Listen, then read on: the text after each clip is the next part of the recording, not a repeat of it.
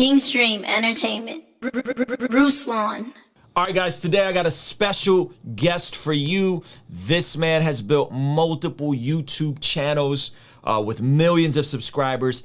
He is a seven-figure entrepreneur, a team of a dozen people, internationally known, and he's here with us to dig a little deeper and share the heart behind everything he does. We have the man, the myth, the legend, Sean Cannell from Think Media TV. Sorry if I'm hyped. My yerba mate is kicking in, bro. Thank you so much for doing this.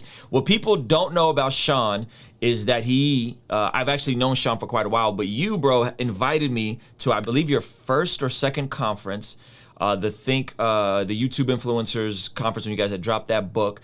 And you may not remember this, but at that conference, it was the first time I really believed that YouTube was a viable career options. And I was definitely dabbling and not dominating. And you encouraged me to make sure I sat down with vidIQ and to get the resources I need, bro. And I remember you saying, like, bro, I see your thing taking off and this is gonna be good for you. And thank you for that, man, because I don't know if I would have taken it as seriously if it wasn't for you. It's one thing to see someone else doing it, be proximity with people who are doing it on a high level. It's another thing to have those people speak life into you. So thank you. And thank you for being here, Sean. I really appreciate you, brother. For folks who don't know who you are, man, introduce yourself. You have an incredible backstory, and let people know who you are so they have a bit more context of the world that you come from. Yeah, Ruslan, thank you so much for having me on. And just want to acknowledge you too. So grateful since that first conference that we did. I remember you being here in Las Vegas just to see your YouTube channel, the community that you're impacting. Literally just so grateful for your life, your ethics, not just your hustle and putting out great content, but we need more kingdom entrepreneurs and creatives that are living by the Bible, that have a biblical worldview, that are actually really following Jesus, that are making disciples, that are loving on people, that are challenging people, that aren't perfect, but that are leadership examples. We have a lot of challenging, leadership issues right now. And so just thank you for being a leader and thank you for being a friend. And I'm so grateful to be able to get to hang out with you and your community today. If people are just meeting me, today I have over 2 million subscribers, over 150 million video views. Sheesh. I've built this team of 13 people on Think Media, have another business with my friend Benji, the co-author of YouTube Secrets. And I've just had all this crazy stuff happen. And it seems super weird because I'm just a small town kid, college dropout, started shooting videos in my bedroom, grew up in a small town, Marysville, Washington, actually Arlington, Washington. And then in 2003, I started volunteering at my church. Jeff Morse, pastor of Rhythm Church today. Yes. You guys hear us talk about Jeff all the time. So shout out to Jeff Morse. Amazing. Right. And that was your youth pastor. Yeah, that's so cool. I showed up to his youth ministry. There are 16 kids there. I was an arrogant, selfish, prideful young leader, interning, thought I knew everything. I didn't know anything, but I did show up at least to serve. And he said, here's a video camera and here's Adobe Premiere 1.0, like literally Creative Cloud. But not even Creative Cloud. There was no cloud. There was the CDs. And I started to edit video, and your first videos are your worst videos. And they were for our youth group on Wednesday nights. And man, it's so crazy to think about what's happening, but even just a niche story there, I would shoot minute for minute on a Canon HV20 with a Firewire cable on mini DV tapes. And I'd record like an hour of just random stuff for video announcements at youth group Wednesday nights. Then I'd have to capture it minute for minute over a Firewire cable, edit it in Premiere. When I first opened it up, there was NTSC and PAL, and I knew nothing. And YouTube hadn't even started yet. So I selected PAL because it sounded more friendly. I was like, I don't even know what these are. I'm not even kidding. Like PAL, which is actually the European standard frame rate. So it was wrong and everything was really janky for like 3 months of the footage. And so anyways, then I would capture it back minute for minute, put that mini DV tape into a VHS converter, put it into a VCR. Can I get an amen in the chat? If anybody even knows what that, like the young guns, Gen Z's like, what's this dude talking about, man? I can see the gray in his beard, man. What's going on? And so I put the VCR, the VHS, and then we played on a projector on Wednesday nights. And so, man, it's just been a crazy journey. God's been good, and a lot of ups, a lot of downs, and just grateful. So one, the thing that like jumps out to me, and this is a lot of my story in terms of video media, is that your foundation and your launching pad, and I talk a lot about the local church here on this channel, was literally from the local church, from Jeff handing you a camera and getting you into video. And how many people could potentially be missing out and stepping into something, learning useful skills. Like at the time, you didn't probably envision your life playing out the way it did, but this skill of video that is now, I mean, I think it's going to be mandatory to know video in most jobs pretty soon here, right? But that skill of learning video from the local church, I think, is such a testament to how powerful the local church can be. Can you just talk about that a little bit in terms of how essential that framework was initially with Pastor Jeff? Again, shout out to Pastor Jeff from Rhythm Church. But it was so instrumental in my life, and it seems like it was so instrumental in your life. I didn't quite put it together that it was from the local church that you got your start with video. Oh, I mean, 100%. You know, I really actually believe that if you're faithful with what's in your hand, God will give you what's in your heart. And I didn't know, I mean, like, did I see the, I didn't know anything. I didn't see, YouTube didn't exist. So I wasn't like, this is the plan. This is what I'm going to build up. This is, I just made one commitment, and that was to stay planted in the local church. But there's a couple other things. Service, like to actually serve someone else and get into submission. I know that's been abused and whatever, but it's a real powerful biblical principle to actually submit your life, and not even to a person other than the person of Jesus, but to a mission, to a city. Because we just wanted to see people in Marysville, Washington know Jesus. We were like on campuses, and we'd be doing stuff in the community, and we wanted to build up that youth ministry. We were serving a vision that was bigger than us. We weren't building a kingdom unto ourselves. We were building something else. And that forges, I think, the character necessary, because I mean, you're talking about the skill sets. That's one piece. There's a lot of places you can learn skill sets, but without question, where I'm able to be today, and you know, by God's grace, where I'm able to stand faithful in my marriage, you know, this can offend some people sometimes, because sometimes people say, easy for you to say you're successful or now you have money. But honestly, I think that success is harder to deal with than failure. I mean, that's come on. Like, success destroys a lot more people than sometimes failure ever will, because failure, you're grinding. Yeah, you're trying to persevere. And I'm not trying to be, I've been there. Like, we've been months away from zero bank account. We've been through health challenges, my wife almost dying. But success, and we see it all the time, man, success, people get success, they go crazy. They forget God. It goes to their head. So all that to say was, it was those foundational years in the local church, learning skill sets, and not just hard skills, but soft skills. Hard skills like video editing, event planning, dynamics of scheduling, leadership, but then the soft skills of how to work with people, teamwork, working at leadership types of things, self-control, or just not losing your head when, and anybody that's done ministry, when it's like, oh, service is about to start, and like circuit breakers are blowing, and like something, and some kid in the parking lot's going crazy, like in the midst of pressure. Pressure makes diamonds. And so you're in that pressure season of being submitted. And I really also believe that there's something about serving someone else's vision, like before you go after your own vision. Even a point in time where maybe you kind of feel released, it's between you and God, but like to really go after your own vision. And that if you can serve someone else's vision, you'll get even Zig Ziglar said it like this. He's like, if you will help other people get what they want, then you'll eventually get what you want. And so there's something about, again, submission and being planted in the local church. And hear me, I'm so excited about, especially Gen Z, that are having some breakout success on TikTok and YouTube and Facebook. I'm probably not Facebook if it's Gen Z, and are, they're growing so fast, and they're going viral. And there's a lot of people at all different ages, but especially this younger generation. But my concern, don't want to be like that old school guy, but my concern is, do you have the character necessary? Because sometimes your gifting can take you further than your character can keep you. And it was sort of like all those years in that church. And then I moved to Las Vegas, and I served another church for like another 5-6 years. Like, I just am so grateful, because that was foundational character development as well as skill development that is unquestionably connected to everything that we're doing today. Man, gosh, that is so good. And I think folks miss how that all works together. Soft skills, hard skills, community, fellowship, submission, serving somebody else's vision. I think a lot of us in this space have walked through this in a realistic fashion, and then folks see it and they think it happens overnight, when you're talking decades. You're talking decades of commitment, decades of work.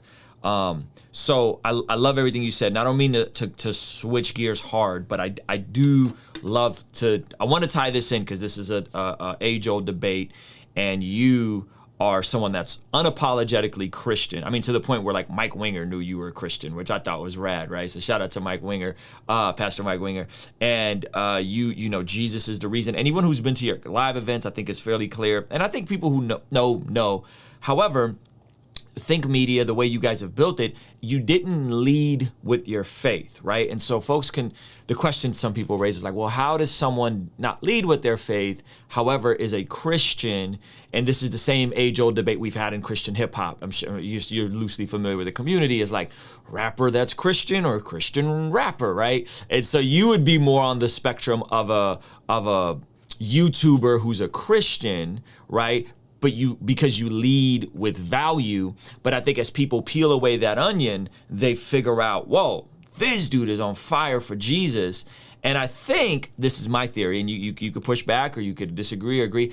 I think it positions you to have more influence because your channel has just added so much value to millions and millions and millions of people that when they actually get deeper and like, who is Sean? Who's Benji? Who are these guys? And you're like, whoa, they got this radical faith thing actually driving them. So can we just kind of unpack that? Because I think it doesn't quite, especially for the younger people who don't quite get it. Like it's all like, I just gotta yell Jesus from the mountaintops. And you started in the local church, but how you've built your business is very strategic and I think very helpful to this next generation of people who are like not sure, like I don't know if I could do preaching like Ruslan and Mike Winger, or maybe I can do what Sean is doing, right? Just talk about that, because I don't think it's either or, by the way. I think it's and both in the timing. But yeah, just talk about that, because I think that's something very unique about your whole purpose and your business and your mission and your ministry. Yeah, man, it's a great conversation, and I think that it kind of reminds me of Paul in Corinthians, where he actually talks about not judging another man's work. And I think that it's about self-awareness. I think it's about pushing into understand what God has called you to do specifically, and to not worry too much about what others are doing. So what I mean is the calling of a local church is very clear. I mean, the fivefold ministry is there to equip the saints for works of service. Yep. The saints, those planted in a local church, are then living out the gospel and the Bible and the Great Commission in their local jobs, in their local work environments. But you see throughout the Bible, you see different people used in different ways. You see Joseph of Arimathea so powerfully used in the life of Jesus by donating his tomb, who was a wealthy man and donated this tomb. You see different people. You don't hear a lot about the women who funded Jesus's ministry, but clearly they were entrepreneurs and they were funding the ministry. You see Paul in Romans breaking down the different spiritual giftings and talking about some it's prophesying or preaching or encouraging or hospitality or leadership or business. Yeah. And so at the same time, a Christian should be a Christian wherever they are. Yes. And it reminds me of that famous quote that's like, wherever you go, preach the gospel, and if necessary, use words. An evangelist has to use words. Yeah. That is necessary. Yep.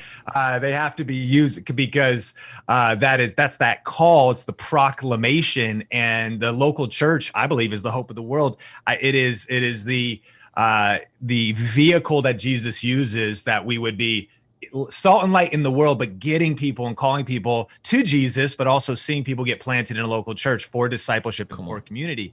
So it's a lot about self-awareness. I think it's a lot about having a vision, a God-birthed vision. And as Paul said in that book of Corinthians, he said some plant, some water, but it's God who makes it grow. So I think we could use a lot more unity in the church and less judgment of another man or woman's work. Yeah. because some plant, some water, it's God who makes it grow. If we actually remember, we're on the same team, whether you're Pentecostal or Reformed, Yeah. you know, no matter what your non-essential viewpoints are, Yep. we are on the same team. And one of the most heartbreaking aspects of Christianity, I remember my grandfather, who passed away now, there was a lot of reasons where he kind of was on the rock of offense of Jesus, but one of them was, I remember we were talking about faith and I was, you know, sharing my faith with him, and he said, well, why are there so many denominations? Why is there so much division in the church? And I actually don't think denominations have to be seen as something divisive. If we could only realize that, my God, why are we so judgmental and infighting and all of that, as opposed to realizing some plant, some water, it's God who makes it grow. And whether you're in music or you're in art or how effective is some types of street evangelism? I don't know. Like, I think that there's probably extremes in picketing, but on the flip side, God had prophets naked, you know, cooking their poop and like prophesying. So it's like I don't know. Like, I mean, that's what it ultimately comes down to. We need to represent Jesus. Yes. But it's, if God's called you to do it, and I hope that you have voices in your life and pastors in your life that are helping you process your prophetic calling. If you feel called to lie naked in the street, that's probably, I don't know if that's New Testament, but you know, like, that's some of the things. So self-awareness, God awareness of the vision God has called you to. And so for me, I think that I just got I felt God calling me to YouTube. Yeah. Because I had a wake up moment when around 2009, 2010, it's super early on YouTube. And I was, you know, I'm an intern in a church, or now I'm part-time staff, and I'm helping lead this youth ministry and doing video at my church. Super passionate about seeing just people know about the love of Jesus. And I noticed different people on YouTube, including Benji and Judy. And Judy has a vlog channel.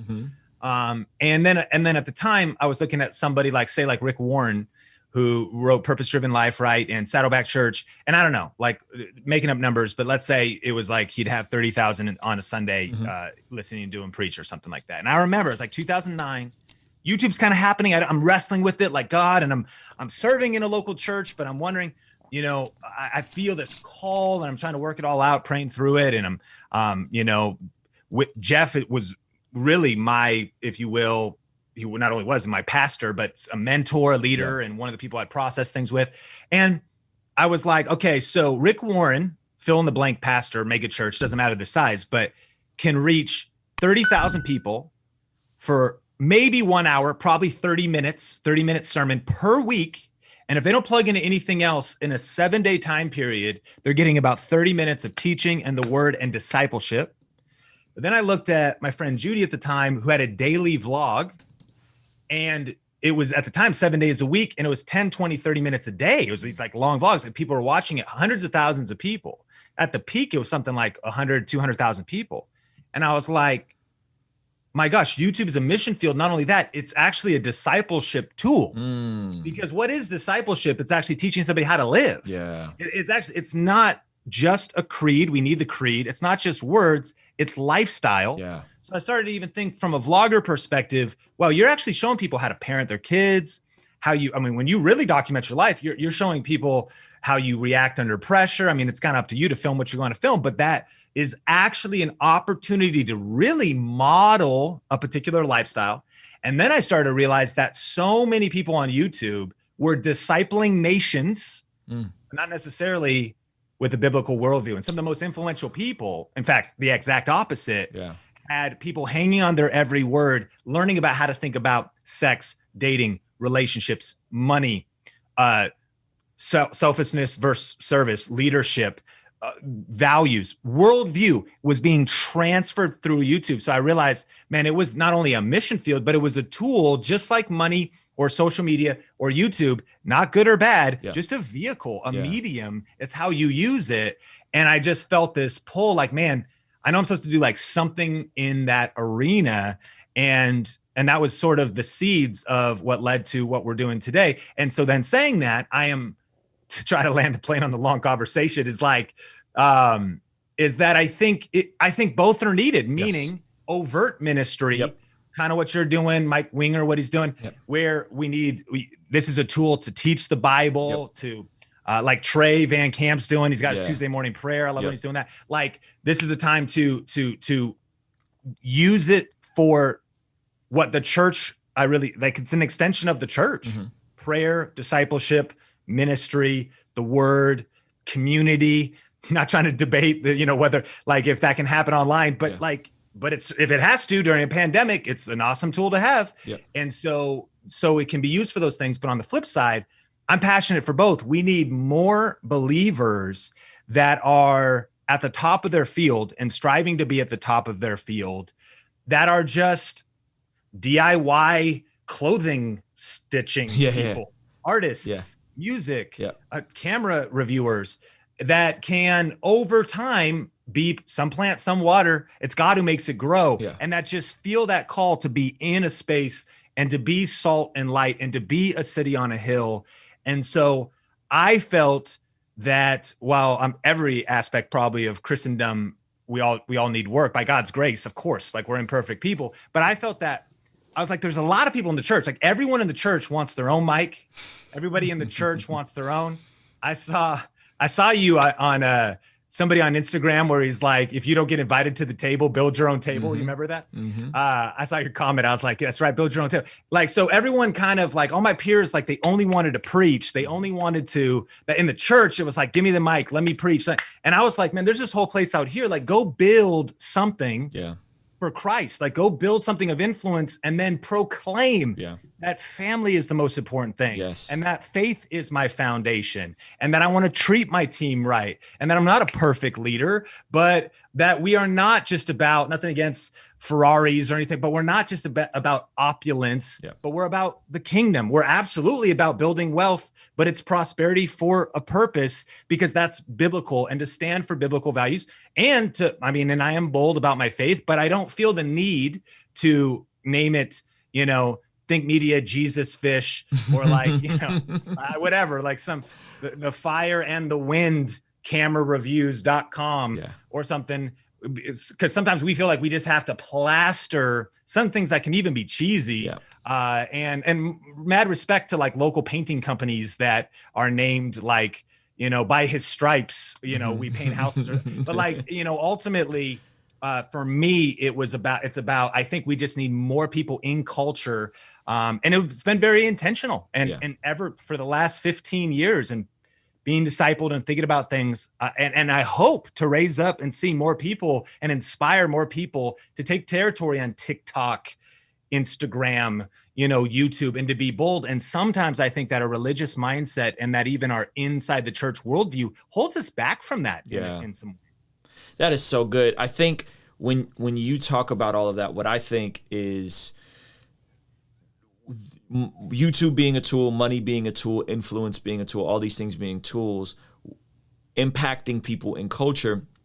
And ultimately, we're talking about we're talking about revival in a way, are we not? We're talking about the gospel going forward in different ways. We're talking about resource. We're talking about impacting people. And a lot of this does equate to value. That's kind of what I'm gathering from you, right? Whether you're being overt or covert about your faith, it's about value and it's about helping people. And so I think because you guys have added so much value in a strategic way, where you didn't make your faith as an entry point, somebody had to agree with you theologically to receive value from you. No, you just gave value, right? You just helped people, and therefore you've been able to reach a lot of people. And then, and as people are getting to know you more and more, they find out about your faith. So I think that's incredible. And then that's also positioned you to do a lot of really rad stuff behind the scenes that you're not necessarily singing, and telling everybody about, but the resource to help local churches and to do all that kind of stuff. I think this is the part where people, especially young people who get really zealous, they miss the tangible, practical side of, hey, if you are phenomenal at something and you go and you build a product that's just incredible, top to bottom, right? And you make something valuable and you make yourself helpful in the marketplace, you will make a profit, and that profit can go to further the gospel and help people, even more people. And I think sometimes we don't understand that, and a lot of Christians take on this persecution complex, and the world's out to get me, and you know, if I'm a Christian, then everybody has to hate me. And what I love about what you've done, Sean, is you've proven that false. Like you've literally just went out and said, this is who I am. I'm going to help people. I'm not going to deny Jesus, but I'm going to help people. And because I help people, you have a very diverse audience, right? And I remember being at your conference, man, and hearing the gospel proclaimed, seeing people invited to church. And I'm sitting there like this dude's next to me, and he's like in some sketchy, like, you know, R-rated pornographic soft porn type stuff, who's on steroids. And he's like, yeah, so Sean's a Christian, huh? And I'm like, yep, let's talk about Jesus. And I thought that was so rad to see the diverse of influence you have, man. So that's incredible. And again, I want people to hear Sean on this, that it doesn't have to be one way or another. It's not a either or, it could be and both when something is built out properly. So with that, we're talking about revival now.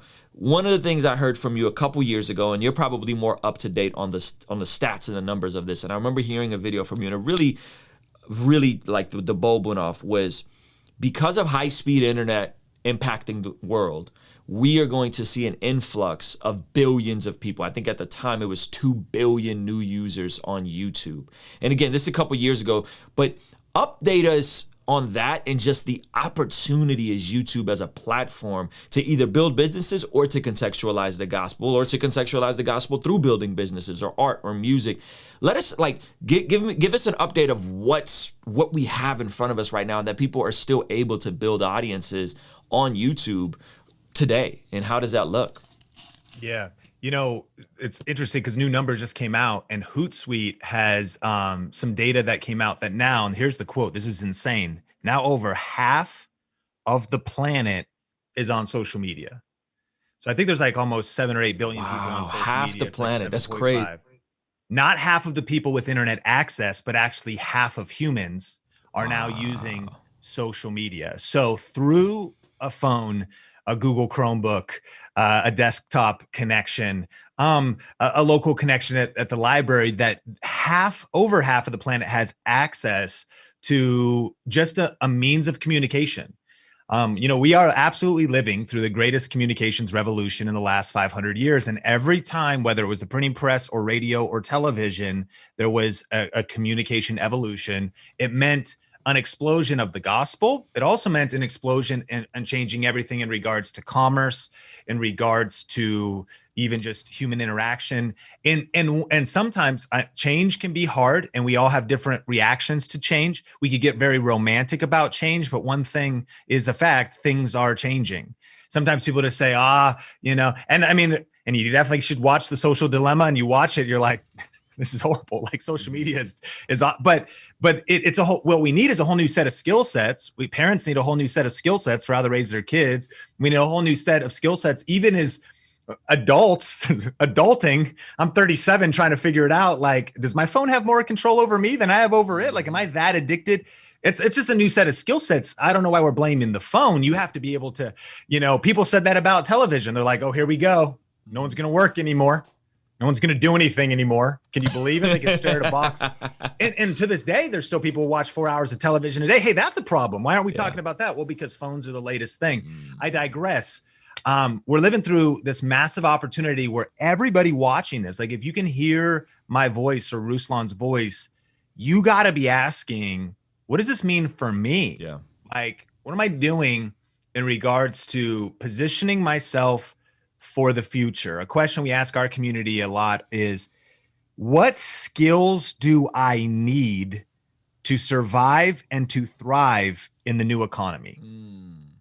It's the new world. And so you said it earlier.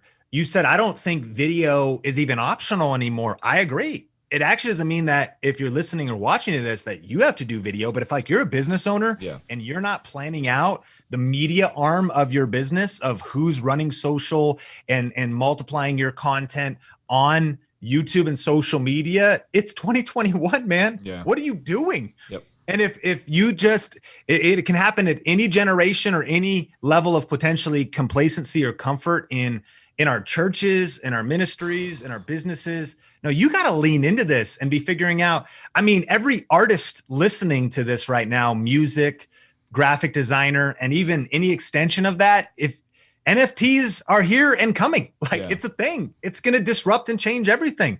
Crypto, a lot of times it's not like holograms and tomorrow we're going to be walking into the Star Trek Next Generation holodeck. Like things take time, but technology is absolutely disrupting things. And we need to ask, okay, what does that mean for us? And absolutely, is there still opportunity? Ruslan, this is just getting started. Yeah. Like we're still in such the early beginnings of what this all means. I have no idea what it all means. I just know that it's a major, major wave. More people are still coming online. You take Mr. Beast, the largest YouTuber, and he also talked about even just YouTube. Like YouTube's kind of coming into maturity right now. At 16 years old, just got a driver's license. It's just starting to like barely, it's kind of scary. You're like, oh, I don't know if he should be on the road right now. And he said over the next 5 to 10 years, YouTube's going to experience unfathomable growth. Of course, that's one man's opinion. But when you look at it, it's the largest video platform. It's the second largest search engine too, the second most visited website in the world. And they have the largest technological infrastructure in terms of being able to load videos quickly on phones, computers across the board. And they also have the biggest library of content. So the dominance and how far YouTube is out front, could somebody come and take their lunch? Maybe, but probably not. Amazon bought Amazon Tube and a couple variation URLs. But even if they were to try to implement and follow in YouTube's footsteps, you wouldn't be able to migrate the attention or build the back content library that's now 16 years old. So YouTube is like this freight train, Snowpiercer, niche reference. This YouTube is like this, freight train that is just going crazy. And you should jump on. I mean, I think you should ask how to get on. And one story that's super interesting was, I think the pandemic just shined a spotlight on how true this is for different industries. In fact, all the numbers in terms of e-commerce, people shopping online, people watching, adult media consumption doubled during the pandemic. And it's not like it went back. It actually like just reestablished new habits. People started learning. My mom didn't use Instagram stories until the pandemic happened. And then, we had a son, we have a 5-month-old. So now she's like, it went away. I only got to see it once. I'm like, Mom, you can rewatch the stories. But, it forced people into the future. And what scientists told us, the data scientists, is that it actually was about a 2-year acceleration in terms of adoption of social media, YouTube, and online content. But I did coaching with the pastor, 2 campuses. He's, great guy, also doing some leadership stuff. And he says this to me, Ruslan. He's like, Sean, I'll be going to be honest with you. I hadn't even thought about YouTube or really being online until the lockdown happened. Wow. And I was like, fair enough. But then I was like, wait a minute, bro. Like it's March 2020. I mean, from the guy, again, I realize I'm like deep drinking the Kool-Aid. Yeah. But like not that deep. Like, I mean, it's March 2020. There's 2 billion monthly active users. Like, but it just kind of speaks to where we can be in terms of our mindset. Yeah. Well, things are good. I'm doing the day-to-day church stuff. I'm focused. I'm head down. And it wasn't really until, like Mike Tyson says, everyone's got a plan until they get punched in the mouth, right? It wasn't really until pastors and potentially business owners were like, oh, shoot, have I been building my online presence? Hello. Have I been developing the skill sets of online marketing, personal branding, positioning online? Not just doing social media, but really mastering the platforms, not just doing YouTube, but really understanding how it works. And while as shocked as I was, it actually sort of revealed to me that, wow, this was kind of a wake-up call that we've been through and an opportunity. And whether you've been doing it, you're just waking up, whether you are just now thinking about starting to really lean into what it means to be online and to use social media and to market a business or a church or yourself. I know that as Christians, it gets weird because people struggle with humility and self-promotion and whatever. But like this isn't a heart issue. This is the infrastructure of society issue. Yes. Probably a local business was like, well, I'll get a billboard. But like, I'm supposed to put my personal brand online. Yeah, dude, like this is not a judgment of your heart. Yeah. This isn't like whether that's between you and God. This is like a means of survival, because if you don't have a strong personal brand, or if you haven't branded your business, or if you haven't branded your church, I'm sorry, this is not irreligious. Even on Yelp and Google reviews, you are not relevant. People can't find you. Like, well, I'm just going to pray more. Please do pray more, and then hear God, because he's speaking, to actually take action with the tools and the things he's called you to do, so that you can impact society and culture and really enter into living life and marketing and business in a 2021 and beyond world. I think what's so unique about what you said is now we're 1 year out from this pandemic, right? And now we've been here, and a lot of places are still locked down. California, more or less, is still locked down. I think we're just starting to open up, like, federal parks, and just Disneyland is starting, I think, reopening soon. And 1 year into this thing, I'm like, wow, my life is in a completely different spot than it was a year ago. And it was because I remember the downturn of '08, and I remember feeling helpless because I was dependent on other people. I had to work a job. I had to, all my hours got cut because there was a budget cut because this happened. And, the '08 thing hit me fairly hard, and I was a newlywed. And I remember thinking to myself, like, you know what? I'm going to put time and effort in building a personal brand and doing music, but on this space on YouTube on the side, dabbling, not dominating, as you would say. And then I remember the pandemic happening, and I think I was at maybe 15,000 subscribers a year ago. And I said, and a light bulb went off. And after I stopped being afraid, because we all thought everybody was gonna die, or the pandemic, light bulb went off, and I said, man, this is when a lot of businesses are built, with the people that are willing to pivot. And instead of being scared and pulling back, the people that press into the new change and press into the downturn can level up. And I remember making that like concerted conscious effort. And it was a lot of what you taught is I remember even listening to Gary Vee, and he talks this idea of like, hey, you may not be able to go full time with your thing tomorrow, but what you do is you build it on the side, you keep building it. And then if you get tired of your job and you're close enough, you can go full time, right? In my case was I was doing music, but I didn't really like doing music, and I had some passive income built up from music. And I said, you know what? Let me hit the gas on this YouTube thing. And I did the thing that most people recommend not to do, which is multiple uploads a day, multiple live streams a day, because I thought that every subscriber wanted to watch every video.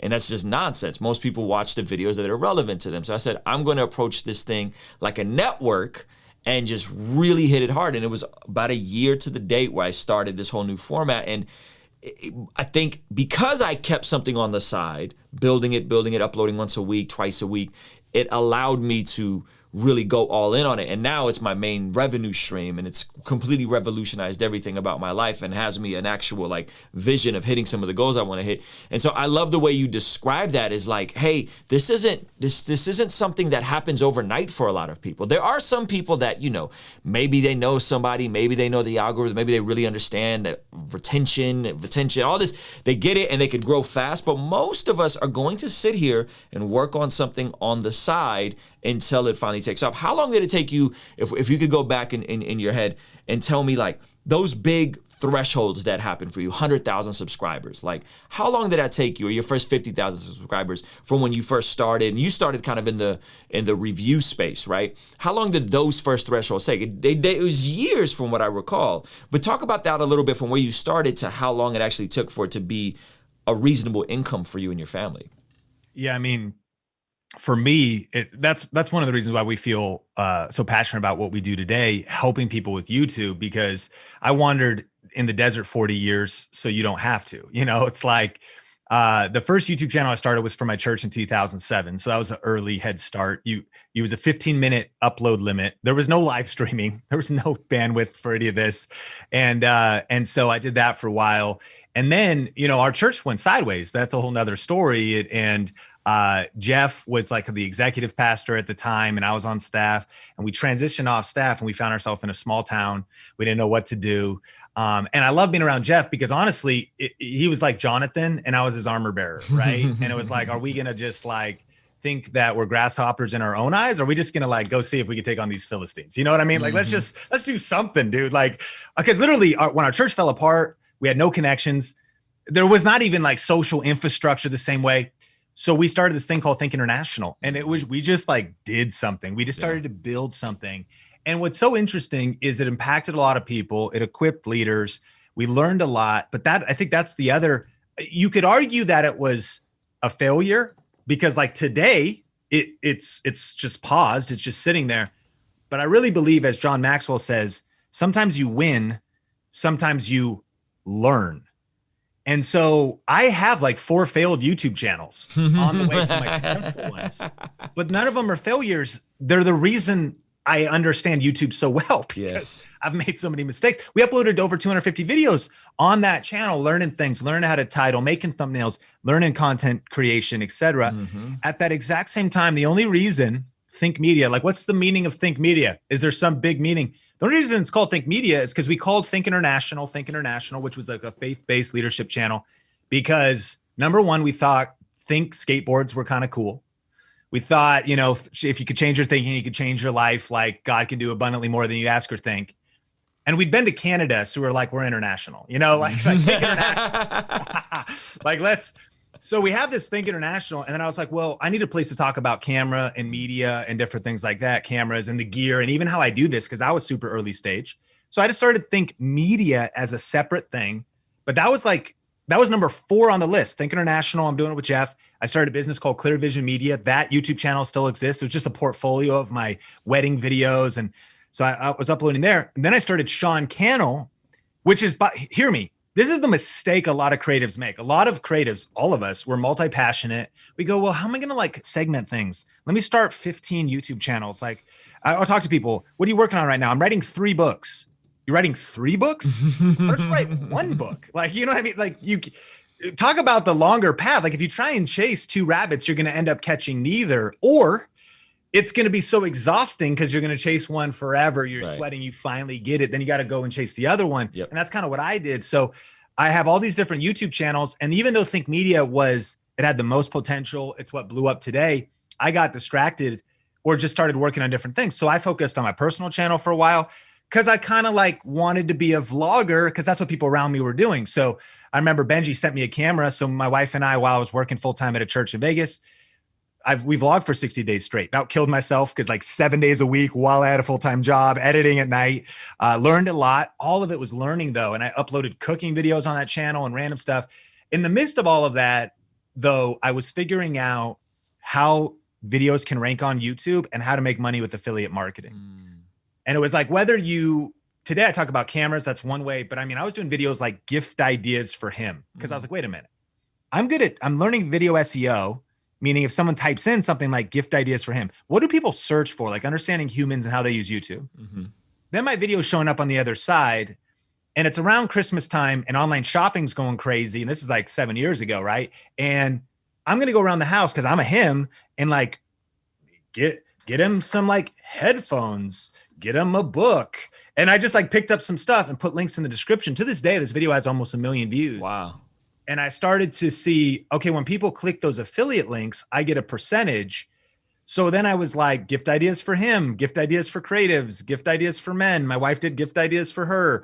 And I made all these gift ideas for I made like this whole series. I was doing that. I started reviewing like desk lamps and just kind of just figuring it out. And today I feel like I have fierce clarity and I help others achieve the same. It's because I pushed through so much confusion, having like wins along the way, but it wasn't all, fully making sense. And eventually I realized, if you will, my sweet spot, my genius.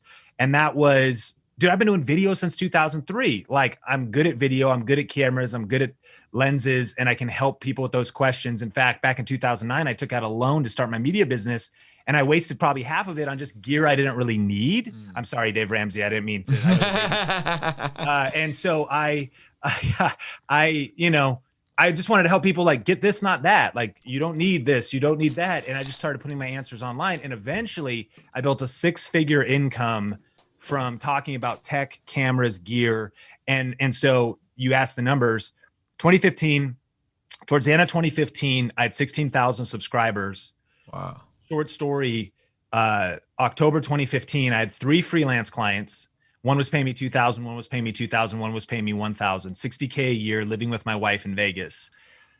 Pretty comfortable. Keyword, comfort. Sometimes comfort can be an enemy. Whew. I was working on my side hustle, but I had 3 clients and I'm doing stuff online. By this time, video influencers, Benji and I were kind of doing that. And then I was doing Think Media, but I was basically like having 3 bosses. Week 1, October 2015, I get a call, Sean, we gotta let you go. We hired some full-time staff and we no longer need your, I'm doing like YouTube and social media and some optimization stuff online for them. Okay, no big deal. It's only one $2,000 client. I can replace that client. No big deal. Second week, get a call. Hey, Sean, you know what? This isn't working out. We got to let you go. Second $2,000 client, October 2015. Shoot, $4,000 gone. We're making like $400 or $500 a month from online income, but now it's like real thin because now we're at like $1,500 a month with that. Third week, God is my witness, right? Bring. Client calls me. I'm like, I know what you're going to say. You know what? Let me just say it for you. You know what I mean? Like the way this is going, like, Sean, we got to let you go. So we lost basically 80 to 90% of our income in the first 3 weeks of October. And I didn't know, I was scared to kind of tell my wife. I'm super nervous. Like, what are we going to do? Yep. And I do have, Ruslan, man, this is something that I hope encourages a lot of people. Finding that confidence, that Godfidence, finding that self-belief, even if the signs are there and even if the results are there, it's really hard. And it's sometimes easy to believe for others, but it's really hard to believe for yourself. And I know when you came to that first event, it was sort of the same thing. I'm like, bro, like if you just do this, you can crush it. Even Benji Travis, co-author of our book, YouTube Secrets, same thing. He would always be like, Sean, like you can do this, man. And I was always like, well, no, you can. And the freelance clients were also me wanting to be behind the camera or behind the laptop, which is a great place to be by all means.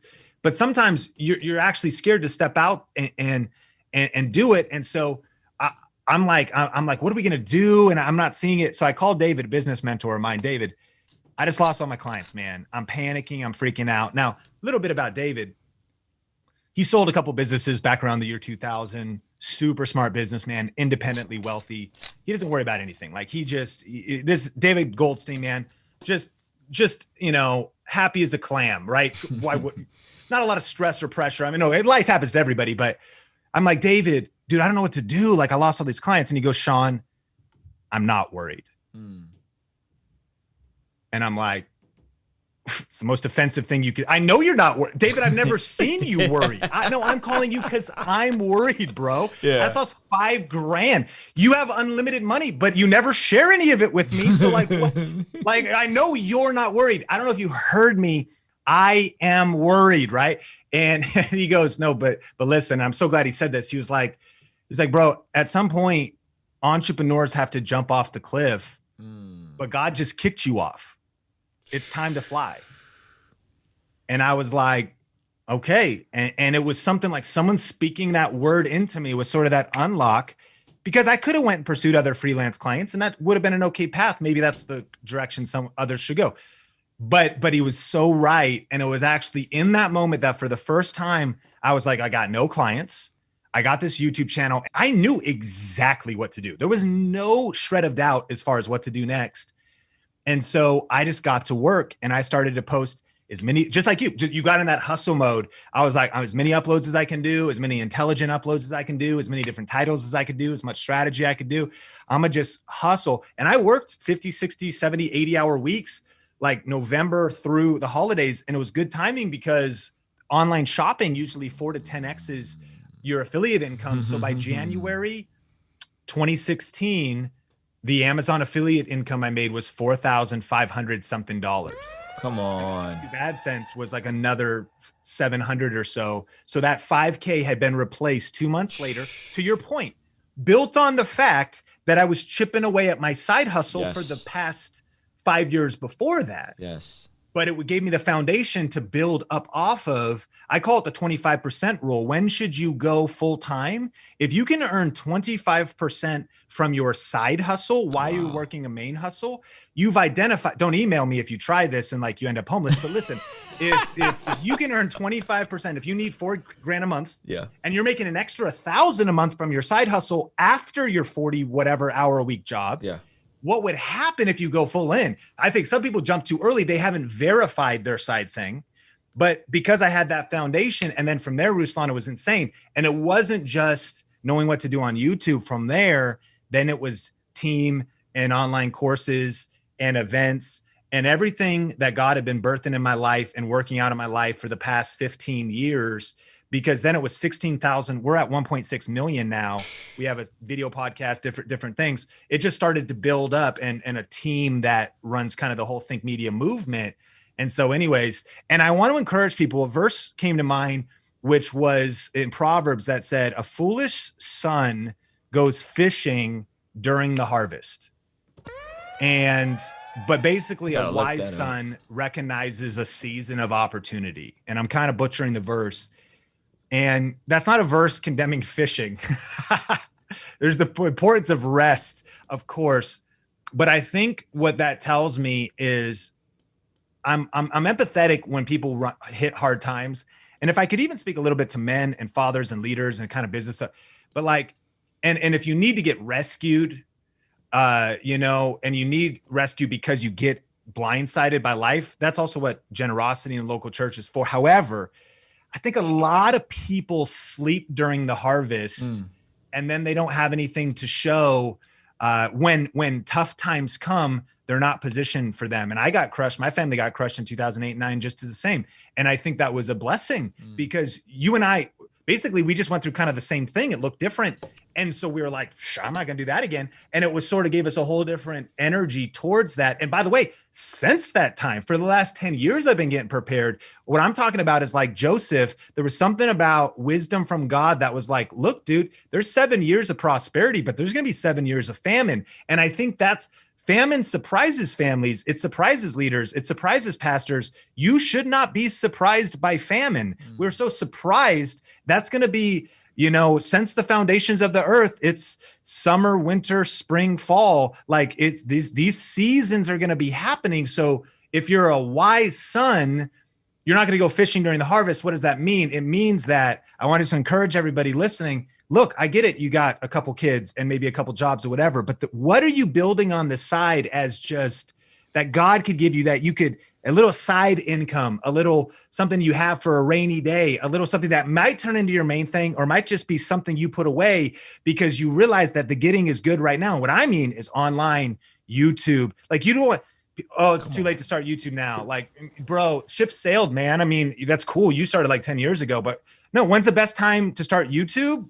Well, yeah, back 2005 when it started. When's the second best time? Right now. When's the best time to plant a tree? 10 years ago. When's the second best time to plant a tree? Right now. It's like you got to just get in, start building something. Yeah. And this is never overnight, but be preparing today for, if you will, the uncertainty of tomorrow. Always plant seeds today for the harvest that you want to reap tomorrow. And understand, like the farmer, that like that doesn't happen overnight. So it happened, Ruslan.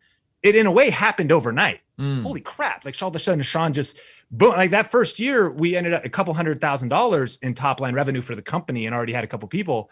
Then it was like 700, then it was like 7 figures.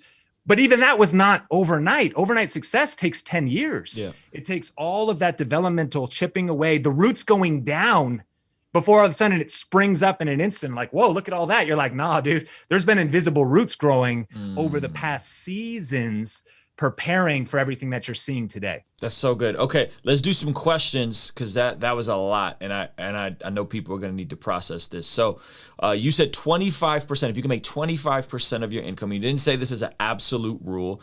I would add 25% in some emergency fund in place. We had 6 months of expenses when we took that leap in 2015 with music. Nico Santana asked 25% for how long? I think that's a good question. For how long should they be able to sustain? And I would totally agree with the emergency fund as well. Yeah. Being wise, living below your means. Just to interject, once you are on the come up, still live below your means. Like, I think you should always live below it, because that's also, I think, wise stewardship for today, for the uncertainty of tomorrow. Yep. But 25% for how long? I think a provable time. 1 month is not enough. You're not like, I hit it. Like that could have been an outlier. So I think that if you could see so like this is the first time we're maybe giving you the framework. And again, this is kind of rough, but I think it could be really practical. Yeah. Emergency fund first, which also could give you a buffer for how many you wouldn't even want to potentially eat off your emergency fund, but how many months could you go while you're building your side hustle? Yep. And I would argue if you've demonstrated, and for easy math, how much, step one, how much money do you need to live? Not fancy, like some Jay-Z music video, on like I'm talking, how much money do you need to live? So if you need $4,000 a month to live, and eat, being lean, because if you really believe in your dream, you're not like, well, yeah, I also want like the sickest car payment. And no, like strip down your life to minimum amount so you can work on your dream. Come on, King's dream. Hello. And so let's say it's $4,000. So you need $4,000 a month, and you found that from music royalties, or from YouTube AdSense, or from your Etsy shop, or from, affiliate marketing, or the online course you create, or even Upwork.com and you're freelancing online, or your graphic design, because you have a job, but you want to just work from home and be able to, a lot of different ways you could do it. Or so you hit that target where you're generating now $1,000. If we really get kind of ninja, it doesn't need to be profit, but it should be $1,000 positive revenue. Like if it costs some money to generate that net profit. Yeah. You walk away with $1,000.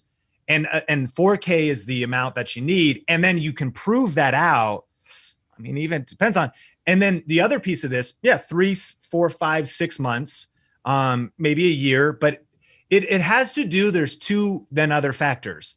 Your risk aversion has to do with your age too, and your dependence. You got to ask yourself, I just talked to somebody yesterday on Clubhouse, not trying to be judgmental of it, but it is observational. And, we were talking about my journey, and back in 2009, Ruslan, my wife almost died because she had a chronic illness, and they installed a feeding tube wrong, and it filled all this. It would have suffocated her organs because all this food was filling up her body. So she's in the hospital for 6 days, and so thank God today too. Even we didn't think we'd be able to have a family. We have our son through surgeries. God's been good, and we've been through a ton. But medical bills, surgeries.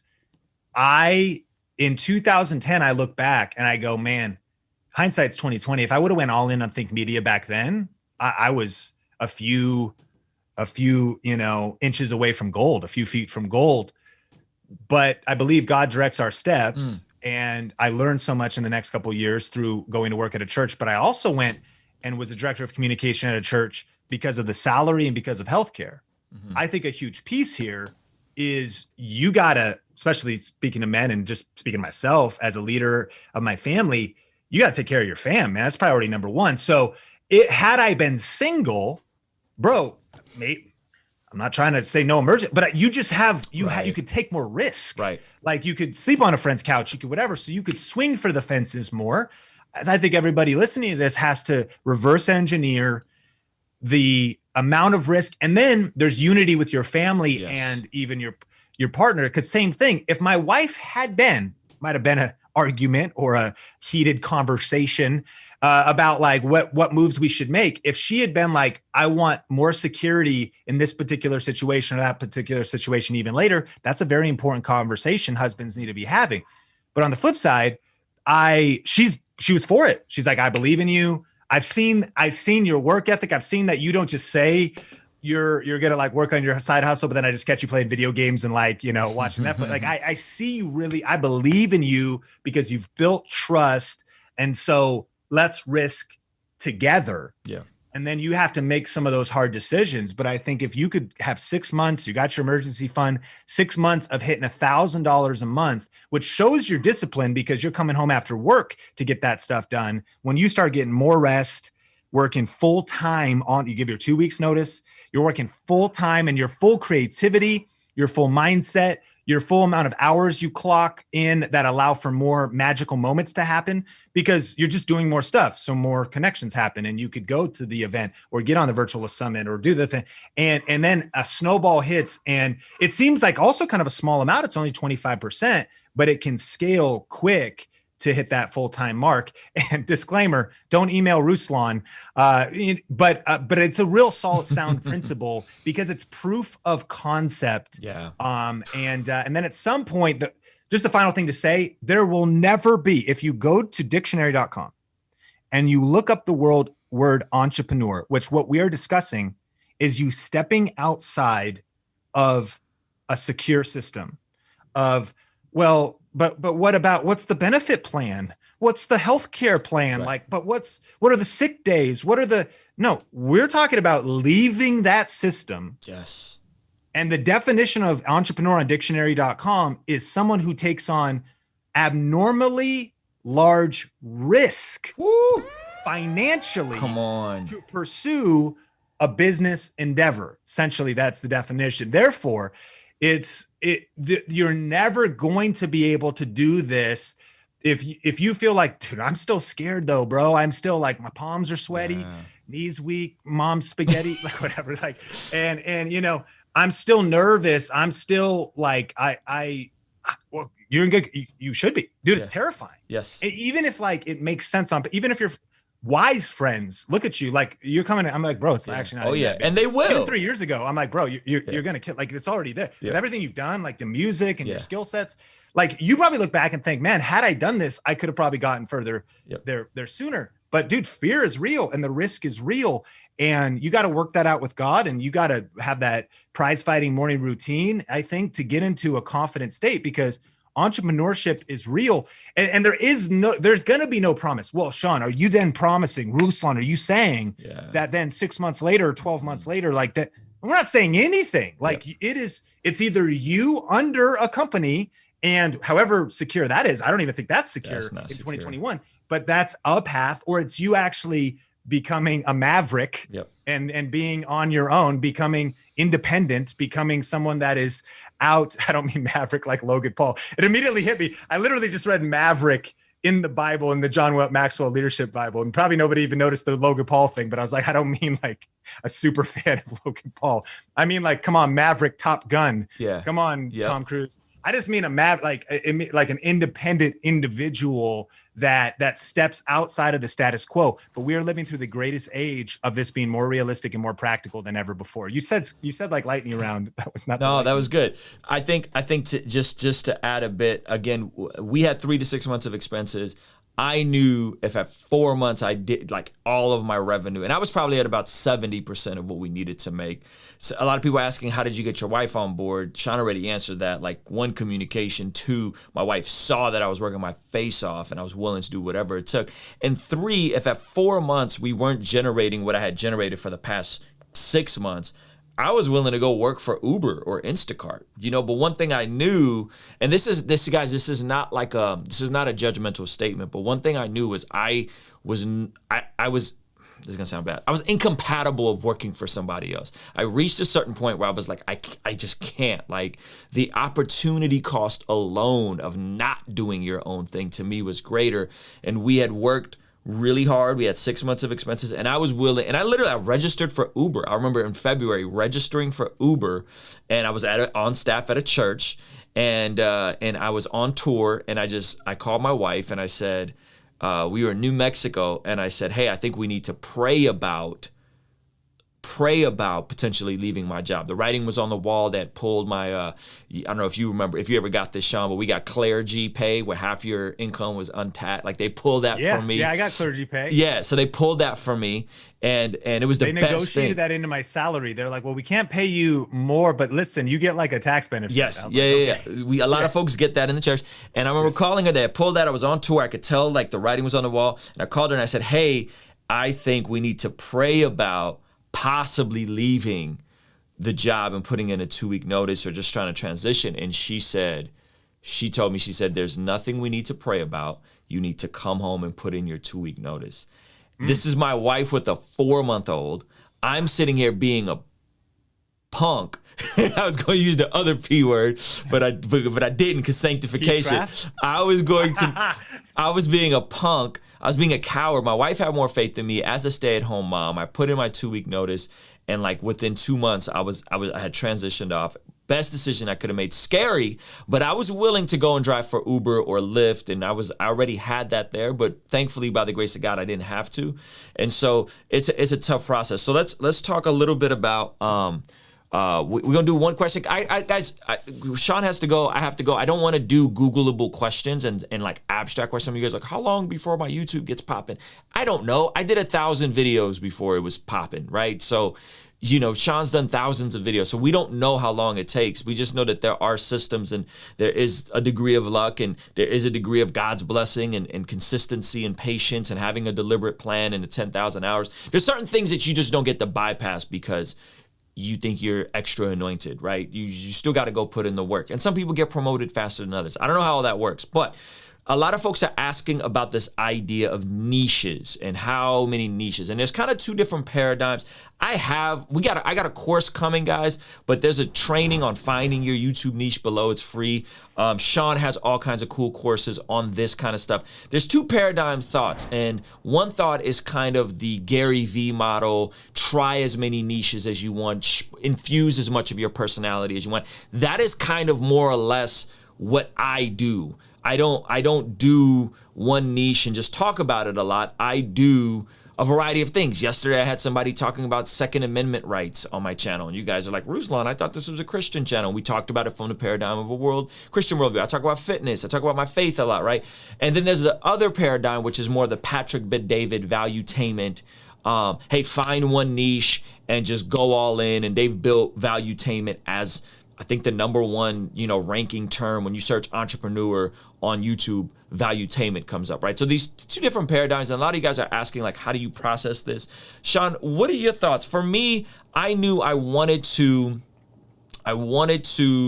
infuse as much of my personality as possible, and I thought that I had to give that up because of the model that a lot of people had used. Just do one thing really well and pound it home. But when I went to your conference, I sat with the people, and you made sure I sat with the folks at vidIQ, and they were the ones that gave me permission to be like, cool, man, like, you don't got to do it one way. Like, if you want to build a brand around your personality and your values, dude, go for it. Just the big idea back then was like, just do thumbnails. Let's give this thing. Just do thumbnails. Just stop being lazy and do thumbnails. So I went that direction of doing a variety of different things. What is your idea in terms of this niche? How many people can try different niches? Should they do multiple niches? Should they do one thing, right? I think you probably will have a more balanced answer than mine. So just like, yeah, infuse your personality and everything. I think it's a slower burn the way I did it. I think it takes way longer the way I did it. But I want to hear your thoughts on this. Yeah. So, I mean, you said it right. I think that you have to discern what season you're in. First of all, if you have like no clue, it's not a bad idea to just experiment. Like, we encourage people to start before you're ready, punch fear in the face, and just press record. And when I look back at my Sean Cannell channel, I have cooking videos where I'm cooking shish kebab. I've got amazing Spider-Man review. I vlogged for a few days. I was all over, like, but it was part, and that didn't hit really. It had some success. I learned a lot. But I got clarity by just doing and taking action. You can't steer a parked car. And you should invest in courses and books and podcasts and subscribe to this YouTube channel. And you should have all that. But if it's just information, but not action, the information doesn't actually sink in. It's learned by doing. So that's why just start a project. See, we're afraid of the regret of, well, what if I did like 250 videos and like that wasn't even the actual thing? Yeah, that's Jeff and my Think International channel. It's 250 videos. But it was one of the best things because we learned so much. So phase one, try things, pick something and just do it. I think if you want to narrow it down, you've got to ask yourself the 3 questions is, what are you passionate about? But what are you also proficient at? And then what's also profitable if you don't want this to just be a hobby. So it's a lot of like, that's essentially a framework where you look for thematic overlap between a list of your passions. I'm passionate about singing and music. I'm passionate about cameras and tech. I'm passionate about Dogecoin or cryptocurrencies. You look at the thematic overlap And then you look at proficiency, music and singing. Well, in the shower, maybe. And if I've got some Maverick City, then yes. But if it's just when I turn it down and you start hearing my voice, that's not my gifts. It's not going to be a very good YouTube channel. I'm really passionate about it, and it could be profitable, but like that's not the proficiency piece. Check, X that out. Crypto, I'm interested in it, but I'm not great at that. Oh, video, and well, I've been doing video since 2003, and I've learned these skill sets. Okay, so I'm passionate about it. I also have proficiency. Profitable. It's identifying. Okay, how will this be sustainable? If that's what you want it to be, you need money for the mission. So that takes education, because you probably can't just make that up out of your mind. But you go, okay, how are entertainment channels doing this? How are musicians doing this? How are people that their niche works really good for affiliate marketing? And then you sort of reverse engineer a business model so that you can have money for the mission. So if you can find the intersection of those things, I really believe it's your sweet spot in the middle there.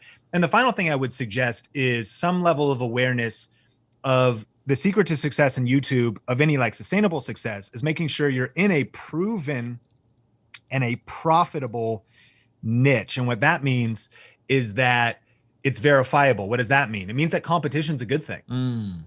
It means that if you can't find another YouTube channel in the niche you want to go into, it actually might be evidence you're either super smart and about to just pioneer something, or it's not super proven. And so, for example, we work with a lot of people, and we've done it ourselves, that do faceless channels, meaning they're not even in the videos. They take a proven niche and they have somebody write a script, do a voiceover. They use B-roll. And I'm talking about like Roblox channels. You know how big Roblox and Minecraft is? It is unfathomably large how big some of those niches are. So what would shock you is, again, this is not like maybe your ministry or your calling, but it could be the way you make tents in terms of funding your ministry in a modern YouTube world. Is a profitable or a proven niche is a niche where there's a massive audience, and there might be massive competition, but there's just a lot of hunger and desire for that content. Personal finance channels do amazing. Crypto channels, they do well. Stock channels, they do well. A lot of different gaming niches do well. A lot of things in Christianity. People want Bible study. They want like a lot of things in chill hop music, competition there, but people are doing chill hop live streams all day long. Like it's proven. Is that something you're passionate about? My friend Roberto Blake just started a niche. He got a designer for all the graphics, and he actually got like a beat maker for everything else. And he's doing the live streams, and he started his own kind of chill hop as a separate deal. He's pioneering and bringing here's actually what I would say. Don't be trying to think something from scratch. Bring a fresh take or fresh excellence, or just a fresh branding to something. And the last thing, Ruslan, is it's not just niche like personal finance. It's also the audience. So what I mean is your niche might not just be, it's not like, oh, I'm just a personal finance channel. The niche is the group of people that you're talking to. And this is where you're not as variety as people think. People make the mistake of just variety. It's not random. You're talking to a particular group of people who are passionate. Like, I'm one of your super fans, man. I mean, like, just watching. You're right. I don't click on every video, but I'm subscribed. So I'm like, oh, that looks interesting. Oh, cool. I want an update on that situation. Okay, that looks dope. Okay, awesome. That guest is on, because it's like-minded people. I think of it like, pick a niche like a magazine, GQ magazine. Inside of GQ is fashion tips, is what movies you should check out during the summer, is drink recipes, and is advice on how to be a gentleman, and an interview with an athlete, and we can learn the principles on leadership and manhood. But GQ is for a particular person. So the variety isn't as random as an outside observer might have. Like, I just want to talk about whatever. What's the cohesive theme?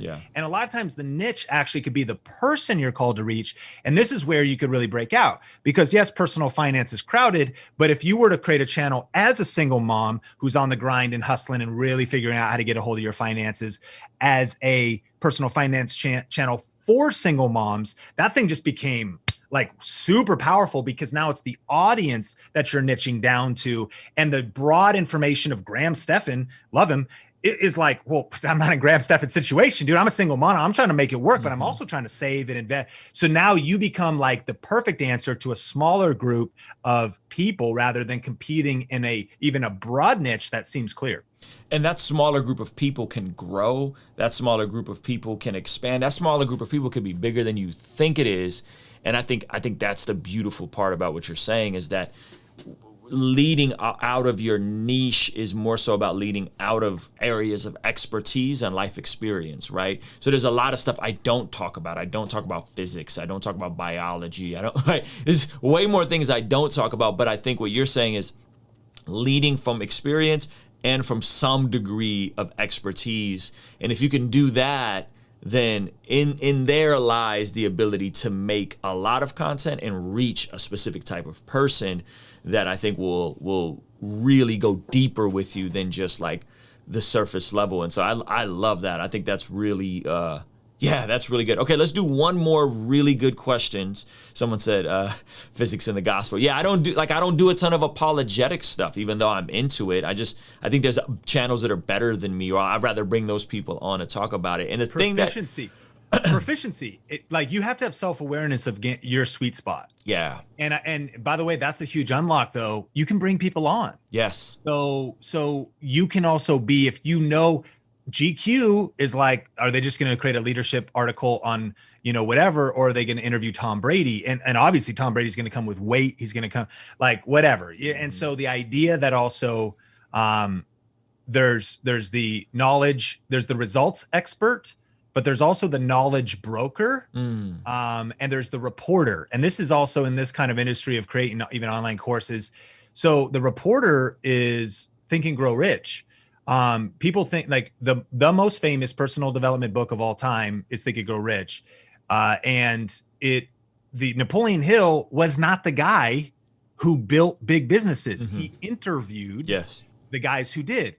So that's the reporter he was reporting on. The knowledge broker, this is interesting. If you've ever seen a child, if you type in how to be motivated, nobody is ranking for like talking head, wow, they're such a motivational speaker. It's all compilations. It's a whole nother conversation about fair use of other people's content. Evan Carmichael chops up other people's content. We've all seen it. Dun, dun, dun, dun, dun, dun, dun, dun, dun, dun. Tony Robbins is speaking. It's like Les Brown, Will Smith's like, you better, like they just put these compilations together. Yeah. Well, that's actually, you're chopping up and taking, you're the knowledge broker of other knowledge. And there's ways to do that in fair use. We don't have time to go into it, I suppose.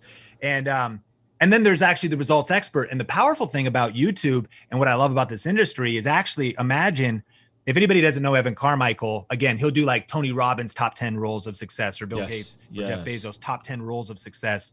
And he actually is making compilations of other people's content, but it's an original work because he's bringing it from diverse sources and he's actually introducing it. But think about it.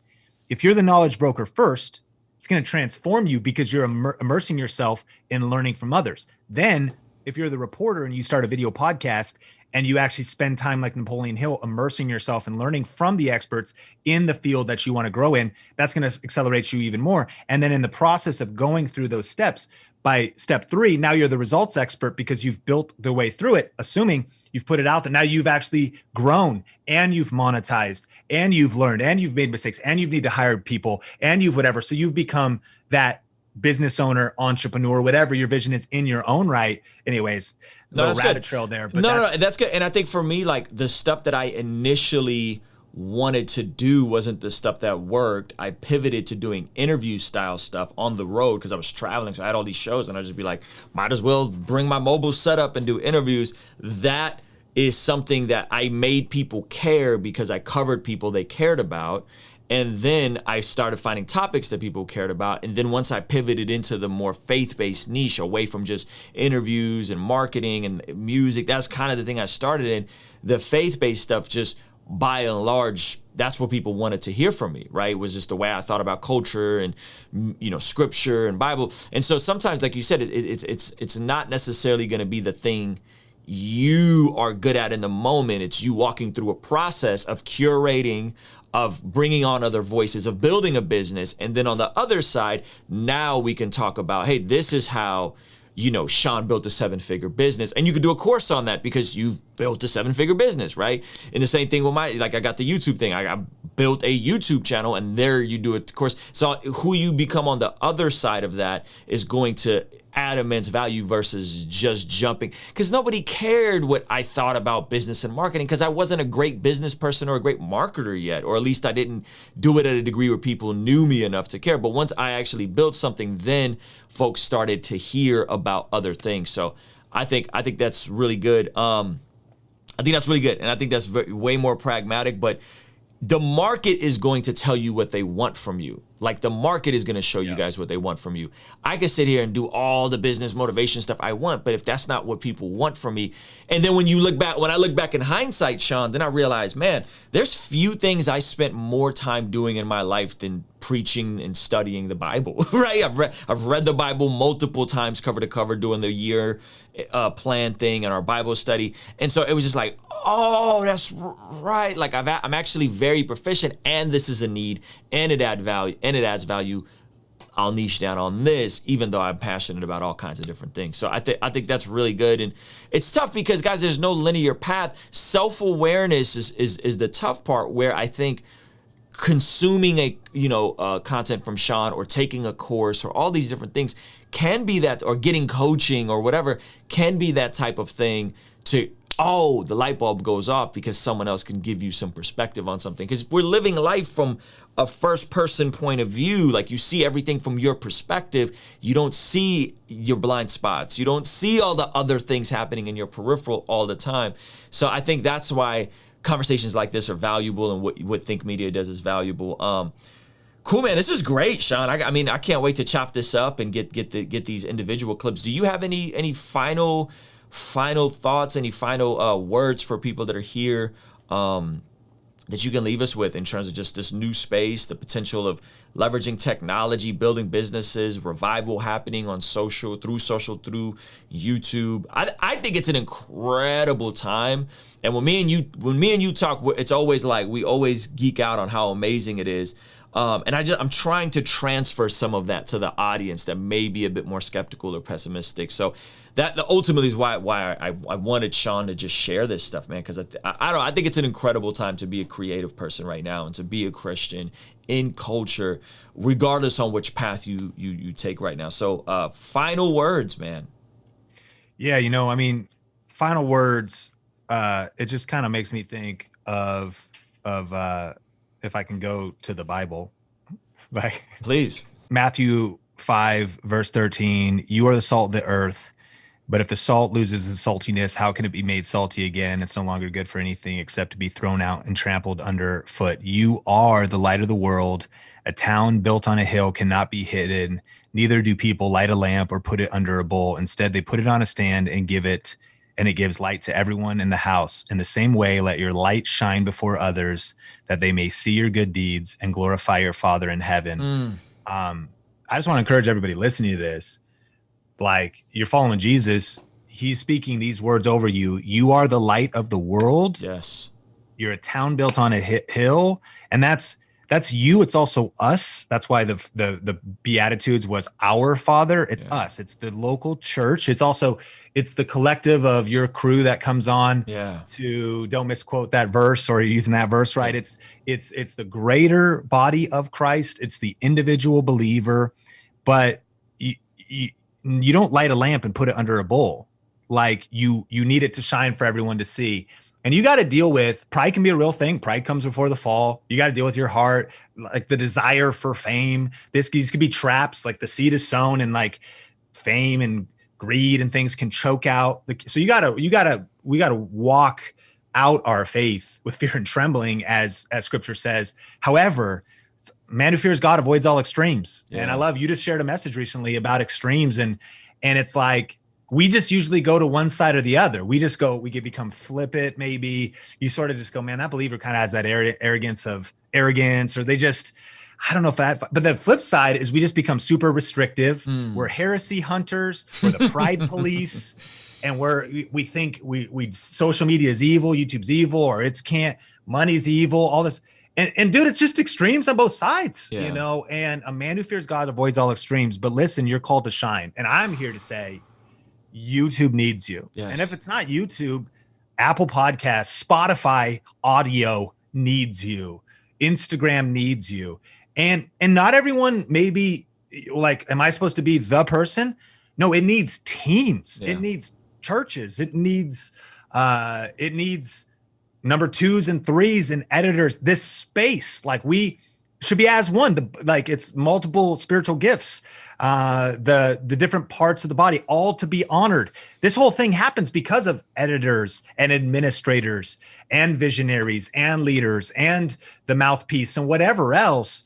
But man, we got to take the space, man. You got to get out of your shell, like get out of, from being hidden under a bowl and shine your light. Why?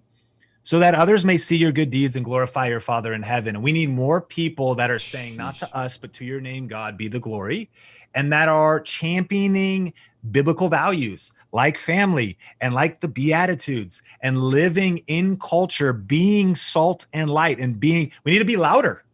We need to be more courageous. We need to be stepping out onto these platforms. So I just encourage people, punch fear in the face, punch perfectionism in the face, start building up your skill sets, and be patient, because this stuff takes time. Take a page out of Ruslan's book, and that is, dude, it's been the ups, the downs, the grind, the different seasons, the willingness to do whatever it takes, the mentorship, the local church, the prayer, the fasting, this is it. We're not trying to say this is easy, but we're trying to say it's worth it. Yes. And if God has stirred a dream, King's dream, if God has birthed a dream and a spark in your heart and something in your heart, man, go after it. Don't wait, and get around people in your life.